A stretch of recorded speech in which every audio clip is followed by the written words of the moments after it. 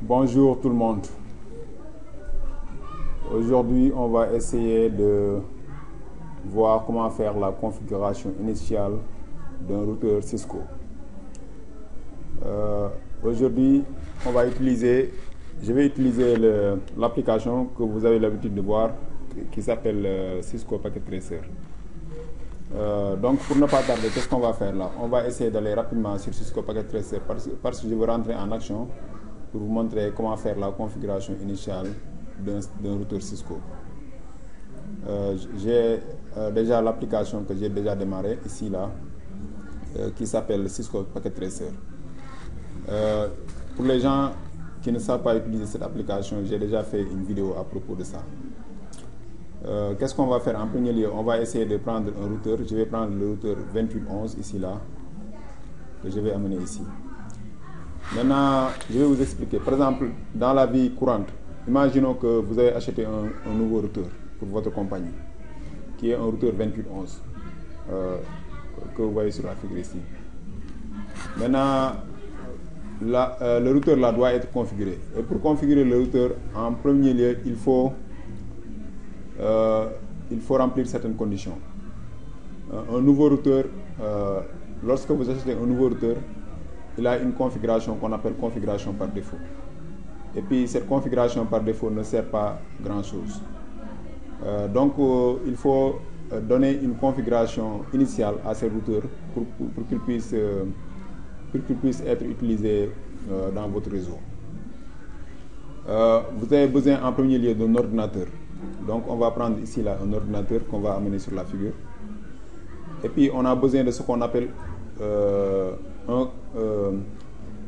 un câble console. Parce que le routeur là, attends, je vais essayer d'ouvrir le routeur comme ça, on va essayer de voir. Vous voyez, comme vous le voyez sur la figure ici là, le routeur a un port qu'on appelle le port de console qui est là. C'est ce port console là qu'on va connecter au niveau de notre ordinateur là. On va connecter sur le port série de notre ordinateur qui est un port série qu'on appelle port série 232. Quand on va aller sur on va essayer de connecter le routeur et la machine là, vous allez comprendre. Donc ici là, le câble qu'on a besoin, c'est le câble qu'on appelle câble console. On va prendre un câble console et puis on vient sur la machine ici là. Vous voyez, on a deux connexions au niveau de la machine. On a la connexion face internet, ça c'est pour se connecter au réseau.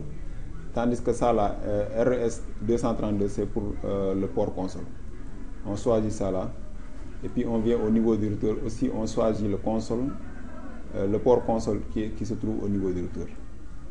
Comme vous le voyez sur la figure ici là, c'est ce port là que vous voyez ici. Donc grosso modo c'est ça, dans la vie courante c'est ça dont vous avez besoin. Une fois que cet ordinateur là est connecté au niveau du routeur sur le port console, vous avez besoin d'un programme qu'on appelle un programme de terminal, un logiciel qu'on appelle terminal quoi. Pour les gens qui vont utiliser les machines Windows, il y a un programme de terminal qu'on appelle Hyperterminal. Ça vient avec le système d'exploitation de Windows. Vous pouvez utiliser ça. Si vous n'avez pas ce terminal, vous pouvez aussi télécharger d'autres terminals en allant sur l'internet. Je vais vous citer quelques-uns. Par exemple, il y a un terminal qu'on appelle PADI. Il y a un autre qu'on appelle TerraTerm. Vous pouvez utiliser ces terminals si vous ne voulez pas utiliser le terminal par défaut qui vient avec cet ordinateur. Donc, une fois que vous avez fait ça là, vous allez sur ici là, vous allez sur puisqu'on est dans un environnement virtuel là, je vais essayer de vous montrer. On va sur desktop et puis on va sur terminal. C'est le programme là dont je vais vous parler. Avec Windows là, on a ce qu'on appelle Hyperterminal, qui est un programme installé avec le système d'exploitation. Donc quand vous cliquez sur ça là, il y a des paramètres qui viennent avec ce terminal. Ces paramètres là, c'est ça qui vous permet en quelque sorte de pouvoir se connecter au routeur en utilisant le câble de console. Une fois qu'on fait OK là, vous voyez qu'on est maintenant sur le routeur. Vous voyez ça, lorsque le routeur démarre là, un nouveau routeur là, quand il démarre là, il démarre avec le message que vous voyez là. Ici en bas là, on se retrouve avec le mode qu'on appelle mode setup. Pour les gens qui ont regardé ma vidéo précédente là, je vous ai parlé du mode setup. C'est un mode interactif qui vous permet en quelque sorte de donner une configuration aussi initiale pour le routeur. Mais moi, pour cette vidéo là, je n'ai pas utilisé le mode setup parce que c'est un mode qui est facile à utiliser. Il n'y a pas grand chose. Je vais essayer de vous montrer le mode. Je vais essayer de vous montrer la configuration sans le mode setup. Donc, grosso modo, c'est ça. Maintenant, pour aller à la configuration, on va faire, pour ne pas utiliser le mode setup, on va dire no. Par exemple, on a yes ou bien no, on va dire no. Et puis quand on dit no, vous voyez que le routeur là, il se présente avec le mode utilisateur. Le routeur nous présente le mode utilisateur. Quand vous voyez le symbole supérieur ici là, avec le nom du routeur là, c'est écrit router en anglais, c'est le mode utilisateur. Maintenant, pour aller sur le mode, on doit aller sur le mode privilégié pour pouvoir aller pour pouvoir faire la configuration. Ça, vous le savez, je pense. Parce que le mode utilisateur là, c'est un mode qui est tellement limité. Ça ne nous permet pas de faire grand chose. C'est un mode seulement qui nous permet d'aller sur le mode privilégié. Vous voyez que le fait pour chaque mode, par exemple, le mode utilisateur vous permet d'aller sur le mode privilégié. Le mode privilégié vous permet d'aller sur le mode de configuration globale. Vous voyez comment les choses sont liées. Par exemple, si on voulait aller sur le mode de configuration globale sans être sur le mode privilégié, on ne peut pas le faire. Avec le mode utilisateur, on ne peut pas aller sur le mode configuration globale. Par exemple, par exemple, si vous voulez aller sur le mode privilégié, vous utilisez la commande qu'on appelle enable. Ce sont des termes anglais, mais je pense que vous avez compris. Vous faites enable, quand vous faites enable là, et puis vous voyez le signe qui est là, cela veut dire que vous êtes sur le mode privilégié. Maintenant, à partir du mode privilégié là, ici là aussi, on ne peut pas faire de configuration. Ce qu'on peut faire, c'est un mode qui nous permet en quelque sorte de faire des commandes de visualisation, mais aussi c'est le mode qui nous permet d'aller sur le mode de configuration globale. Et puis c'est ce mode de configuration globale là on va aller sur ce mode là pour essayer de donner une configuration initiale au routeur. Donc qu'est-ce qu'on va faire? On va dire configure terminal.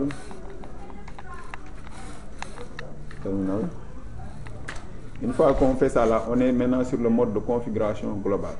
Vous voyez, comme vous le voyez ici sur l'écran, on est sur le mode de configuration globale. Donc qu'est-ce qu'on va faire là? En premier lieu, pour la configuration initiale, la configuration initiale là, c'est une configuration tellement basique. Ça vous permet seulement d'avoir l'essentiel quoi, pour pouvoir utiliser le routeur au niveau de votre réseau. Donc qu'est-ce qu'on va faire là? On va essayer en premier lieu de changer le nom du routeur. Par exemple, on va changer le nom du routeur en utilisant la commande qu'on appelle hostname. On va dire hostname, et puis je vais dire par exemple mon routeur. Je vais appeler le routeur mon routeur, par exemple. Ça c'est seulement pour simplicité quoi. Voilà, vous voyez que automatiquement le symbole là ça change. Vous voyez, on avait router en haut là, mais une fois qu'on a fait l'exécution de cette commande là, hostname, et puis on a mis le nom du routeur, le nom du routeur a automatiquement changé. Maintenant c'est ça que vous allez faire. Après ça là, on va faire la configuration des mots de passe. La configuration des mots de passe. Mais pour la configuration des mots de passe, il y a plusieurs mots de passe. Il y a un mot de passe qui nous permet de protéger en quelque sorte de protéger l'accès au mode privilégié. Il y a un mot de passe qui nous permet de protéger l'accès au mode utilisateur. Et il y a un mot de passe qui nous permet de protéger, qui nous permet en quelque sorte d'avoir un accès à distance sur le routeur. Par exemple, en utilisant le protocole Telnet ou bien le protocole SSH. Donc, il faut mettre ça en tête. Premièrement, on va essayer d'utiliser le mot de passe qui nous permet de protéger l'accès au mode privilégié. Et puis, pour configurer ce mot de passe, on utilise la commande qu'on appelle enable enable secret. Attends, je vais mettre ça en minuscule. Enable secret.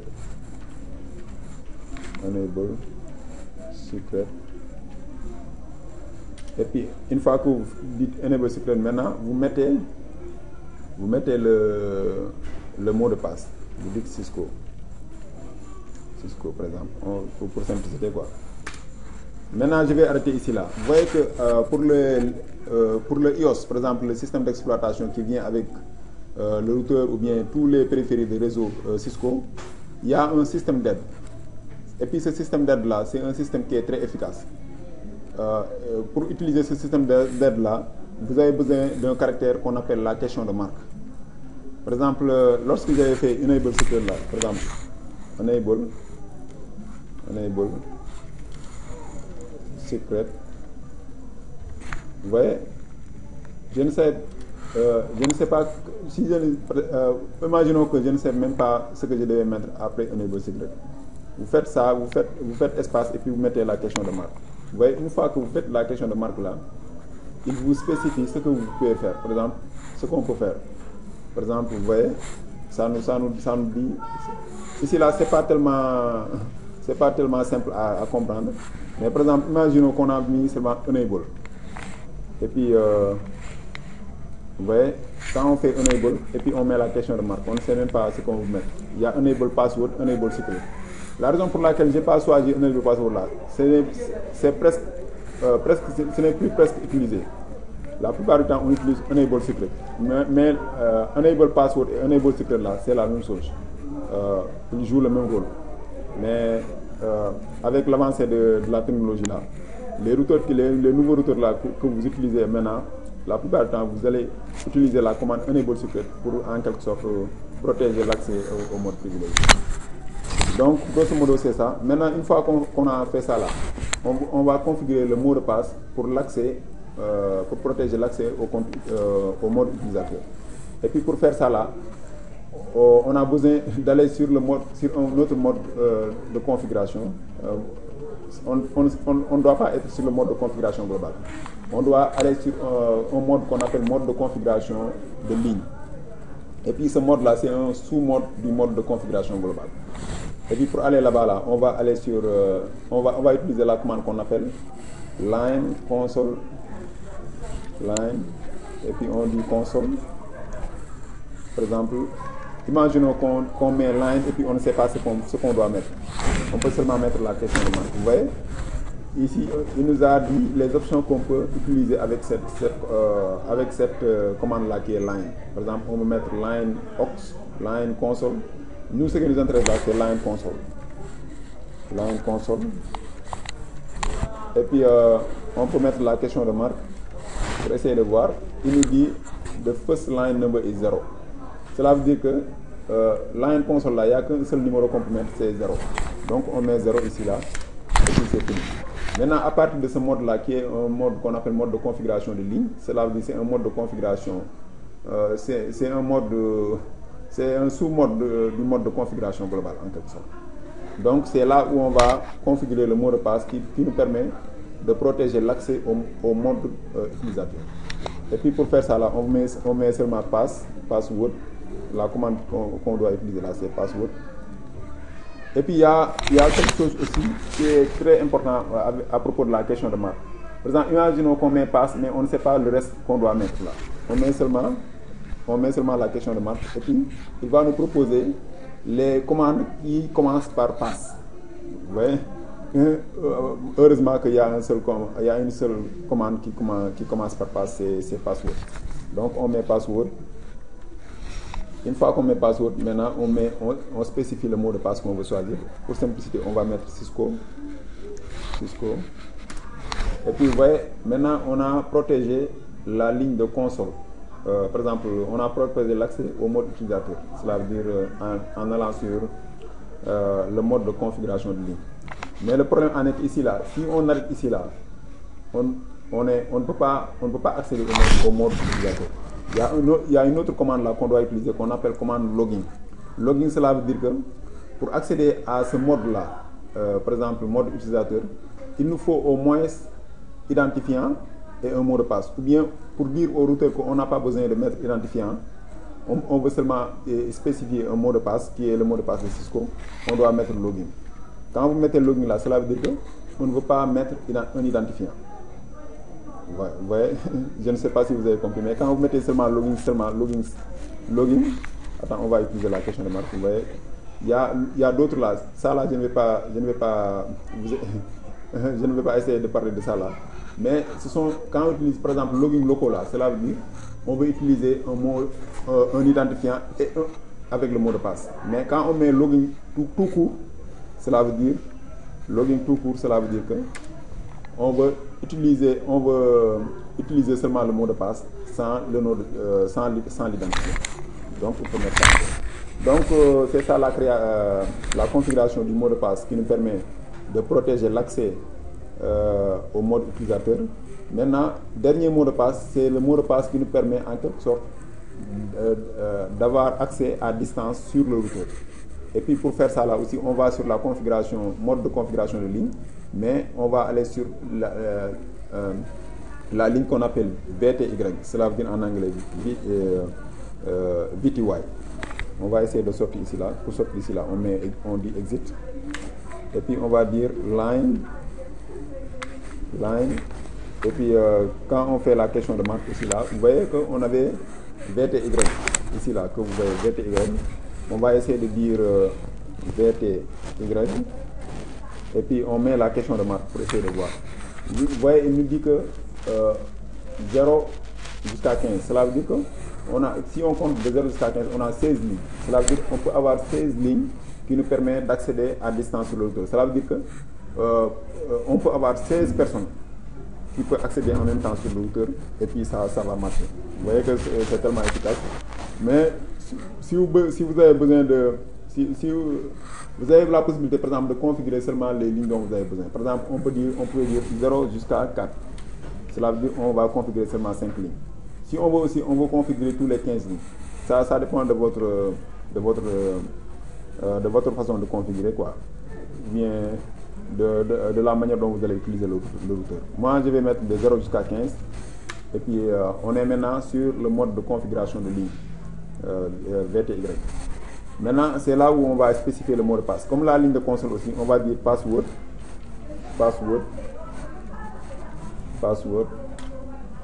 Et puis, on va dire, après, une fois qu'on met password, on va spécifier le mot de passe. Par exemple, on va mettre Cisco pour simplicité.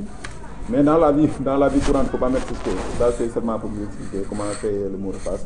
Et puis aussi, comme pour la ligne de console, ça aussi, il faut mettre login. Par exemple, il faut dire soit si on met login tout court, cela veut dire qu'on n'a pas besoin de mot de passe. On n'a pas besoin d'identifiant du moins. Pour se connecter au routeur. Mais si on met login et puis on met quelque chose après, cela veut dire qu'on a besoin du mot de passe et puis du identifiant aussi. On a besoin d'un identifiant et du mot de passe. Donc il faut savoir faire la part des choses. Quand on met login tout court, cela veut dire que on n'a pas besoin de mettre un identifiant lorsqu'on se connecte au routeur. Quand on met login et puis il y a quelque chose que, par exemple, login local, cela veut dire qu'on a besoin de spécifier un identifiant et un mot de passe. Donc on va essayer de mettre login tout court. Quand on met login tout court, maintenant on peut se connecter au routeur sans un identifiant. Donc c'est fini maintenant, c'est ça la configuration des mots de passe. Après la configuration des mots de passe, là, il n'y a pas grand chose maintenant à faire. C'est seulement de la configuration des adresses IP des interfaces. Par exemple, pour notre routeur là, on va essayer de sortir d'ici là. Exit. Et puis exit encore pour aller sur le mode privilégié. Parce que je vais utiliser une commande de visualisation. Pour visualiser quelque chose là, on utilise la commande qu'on appelle show. Par exemple, show là, ça nous permet de visualiser quelque chose. Par exemple, pour visualiser le nombre d'interfaces qu'on a sur le routeur, on fait show IP interface. Vous voyez, j'ai omis quelque chose là. C'est pourquoi le routeur n'a pas pris. C'est show interface brief. Maintenant, quand vous faites show interface brief là, ça vous donne le nombre d'interfaces qu'on a ici là. Vous voyez, on a deux interfaces. Face Internet 0/0 et puis 0/1. Et puis maintenant, on va essayer de configurer les adresses IP. Par exemple, ça là, avant de faire la configuration, il faut savoir votre routeur là, quel réseau et quel réseau il va relier. Par exemple, si on a deux interfaces, cela veut dire que ce routeur là va relier deux réseaux. Par exemple, on aura un réseau de ce côté et un autre réseau de ce côté. Moi, pour cette démonstration là, je vais prendre pour face Internet, je vais prendre 192.168.1.1. Donc ça sera le réseau. Ça sera avec les 24 bits là. Et puis ça sera le réseau de 192.168.1.0. Ça c'est pour F 0/0, cela veut dire face Internet 0/0. Maintenant pour 0/1, F 0/1, je vais prendre le 192.168.1, non, .2 du moins, pardon, .1. Et puis comme masque de réseau, le 24 bits. Et puis je vais prendre, le nom de l'interface c'est F 0/1. Voilà, maintenant c'est ça. Donc rapidement, qu'est-ce qu'on va faire là? On va retourner sur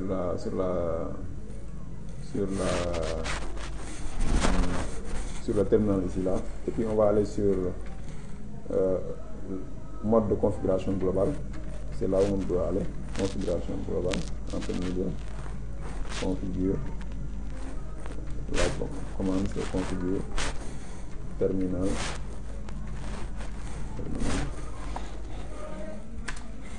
Et puis maintenant on a sur le mode de configuration globale, on va aller sur ce qu'on appelle mode de configuration d'interface. Cela veut dire c'est aussi un sous-mode du mode de configuration globale. En utilisant la commande interface, et puis on va spécifier le nom de l'interface. Par exemple, on va dire fast internet 0/1. Voilà. Vous voyez, quand vous voyez ça là, on est sur le mode de configuration d'interface. Donc on va spécifier l'adresse IP. Pour faire ça là, on dit IP et puis on met adresse. On dit adresse.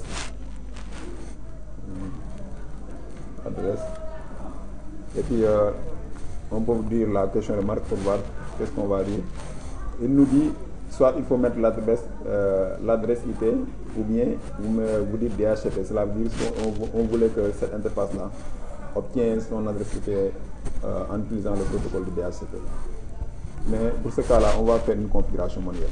Donc on va dire 192.168.1.1 et puis le masque de réseau, ça sera 255.255.255.0. Okay. Maintenant c'est ça. Maintenant il y a une autre commande là qu'on va mettre parce que l'interface là par défaut c'est fermé, c'est pas ouvert quoi. Cela veut dire si on n'ouvre pas ça là, ça ne va pas fonctionner. On va utiliser la commande qu'on appelle no shutdown. No shutdown. Par exemple, no là, quand vous voyez ça là, cela veut dire que c'est le contraire de quelque chose. Par exemple, si on avait mis une commande là et puis on veut enlever ça là, on met no, no devant la commande là et puis la commande est annulée. Par exemple, l'adresse IP qu'on vient de configurer là, si on voulait enlever ça là, on prend cette expression là, no là, et puis on met ça devant la commande et puis la commande est annulée. Il faut mettre ça en tête. Donc quand on fait no shutdown là, maintenant l'interface est ouverte. Maintenant ça marche. Donc et puis pour prouver ça là, qu'est-ce qu'on va faire? On va essayer maintenant de relier notre routeur à un commutateur. Par exemple, on va prendre un commutateur ici là, et puis on va prendre un autre ordinateur. Ça là, on va utiliser pour l'accès à distance par exemple. PC1. Maintenant, on va essayer de relier le switch, le commutateur à cet ordinateur, et puis on relie le commutateur aussi au routeur. en utilisant. Voilà. Maintenant, on va essayer d'ajouter un autre switch ici là, et puis un autre ordinateur ici là, et puis on va essayer de les connecter rapidement.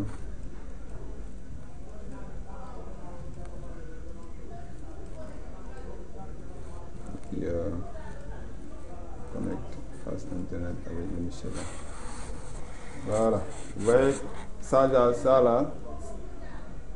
c'est le 192.168. Donc mettez-vous en tête que ce réseau là c'est le 192.168.2.0 et sur le côté droit là c'est le 192.168.1.0. Parce que je voulais, mais j'ai fait une erreur lors de la configuration ici là, lorsque j'ai donné l'adresse IP là, vous voyez, j'ai pris passe internet 0/1, vous voyez, au lieu de 0/1. Donc je pense que vous avez compris. Maintenant qu'est-ce qu'on va faire là? On va essayer d'ouvrir cette machine là. On va aller sur desktop et puis on va aller sur la ligne de commande là. Et pour utiliser le protocole Telnet, c'est ça qui nous permet d'accéder à distance au routeur. On va faire Telnet, et puis on va dire 192.168.2.1.1.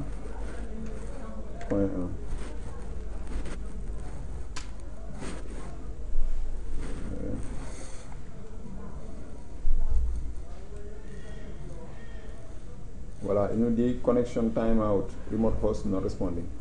Pourquoi? Parce que le problème en est que la raison pour laquelle je ne pouvais pas faire le telnet là, c'est que je n'ai pas configuré d'adresse IP pour ce gars-là. On va essayer de lui donner une adresse IP parce que lui aussi, pour se communiquer, vous savez que je vous ai expliqué ça dans les vidéos précédentes. La machine, pour qu'il puisse communiquer au niveau du réseau, doit avoir une adresse IP. Donc, on va dire 192.168.1. 192.168.1 et puis point par exemple 12 et puis passerait par défaut 192.168.1.1. Voilà. Maintenant une fois que ça là est fait, on va essayer de retourner sur la ligne de commande prompt là et puis on va dire aussi telnet. Et puis vous voyez maintenant c'est rentré. Parce que lorsqu'on avait envoyé le truc là, la machine là n'avait pas d'adresse IP. On ne peut pas se communiquer. C'est ça, c'est seulement pour prouver qu'une machine qui n'a pas d'adresse IP ne peut pas se communiquer au niveau d'un réseau. Voilà. Maintenant vous voyez, ça nous demande le mot de passe. Ça c'est le mot de passe qui en quelque sorte protège l'accès à la ligne de console ou bien au mode utilisateur. Donc on va mettre notre mot de passe Cisco rapidement.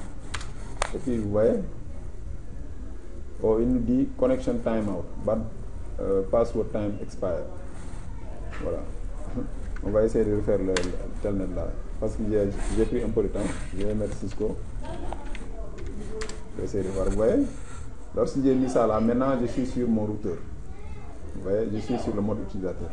Maintenant pour aller sur le mode privilégié, on utilise la commande, vous le savez déjà, c'est enable. Maintenant, il nous demande le mot de passe parce que aussi, le mode privilégié aussi est protégé. Je vais insister sur ça là. Première des choses que vous avez à faire pour la configuration initiale d'un routeur, surtout un routeur que vous venez d'acheter là, prenez le temps de configurer correctement les mots de passe. Parce que c'est ça, en quelque sorte, la protection initiale que vous allez avoir. Si le routeur là, il n'y a pas de mot de passe, n'importe quelle personne peut venir se connecter au niveau du routeur. Et puis ça, c'est pas bon. Donc on va mettre le mot de passe Cisco. Et puis vous voyez, maintenant on est sur le mode privilégié. Maintenant, à partir de là, on peut faire tout ce qu'on veut au niveau, tout ce qu'on veut avec le routeur. Donc je vais essayer même de continuer la configuration des interfaces. Je vais configurer l'interface ici là. Attends, je vais essayer de configurer l'interface. Par exemple, cette interface là.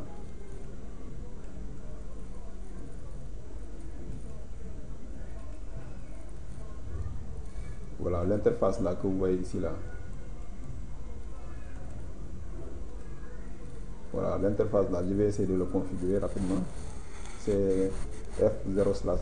Je vais aller sur Global Configuration, configure. Terminal.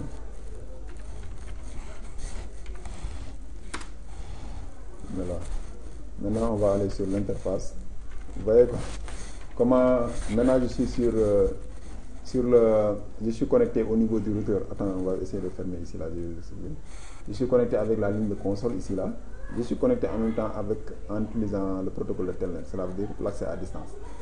Vous voyez que la ligne de console là, c'est seulement utilisé au début, par exemple pour faire la configuration initiale. Une fois que vous avez fait votre configuration initiale là, vous pouvez déconnecter votre machine. Déconnecter la machine et puis maintenant utiliser, si c'est possible là, de toujours utiliser l'accès à distance, parce que la plupart de ces routeurs là, on les met dans des endroits qui sont hermétiquement fermés. Cela veut dire il n'y a pas assez d'espace, ou bien c'est un peu froid, ou bien chaud comme ça là.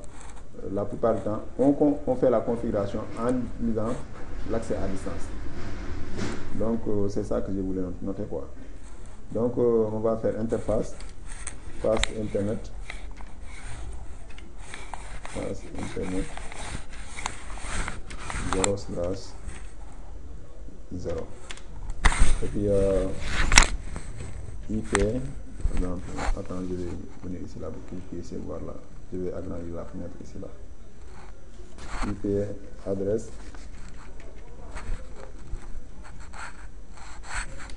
On va mettre 192.168.2.1.